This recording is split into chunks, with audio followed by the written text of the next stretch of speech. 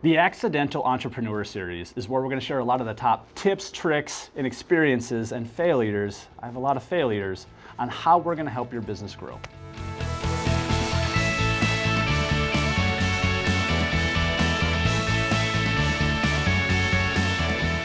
Hey, this is Brady Nash. Welcome to the Accidental Entrepreneur. Yeah, the Accidental Entrepreneur. You know, what I've realized working now with thousands of businesses for 15 years is almost everyone's an accidental entrepreneur. It's rare that someone set out directly to be an entrepreneur. I feel like most, at least in the small business world, a lot of people stumbled into it.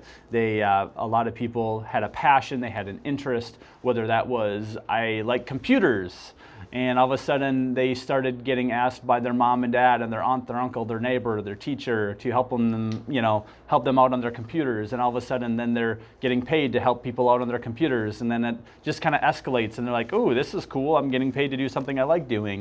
And all of a sudden they realize they're getting more and more demand, and then they realize they should have a business name and then a business card and then a website, and oh geez, somehow they need to track their payments and they need QuickBooks.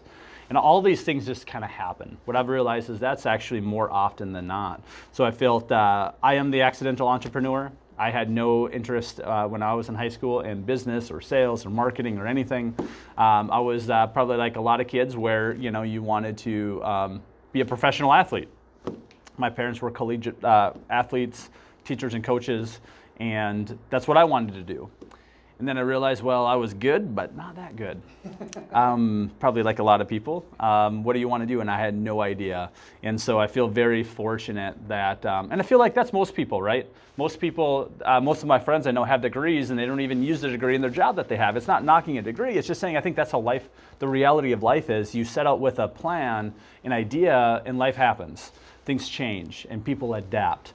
And so the accidental entrepreneur is me taking you through very quickly. It's not about talking about my life, but using my life experiences from working with other entrepreneurs in that journey that I believe other people can relate to, what I've learned, the good things, the bad things, and hopefully people will be able to laugh and be able to relate, but also take context into their business. And hopefully it will help them in that journey while having a few laughs along the way. I did a CEO blog post for 3 years. It was the most trafficked site that we had.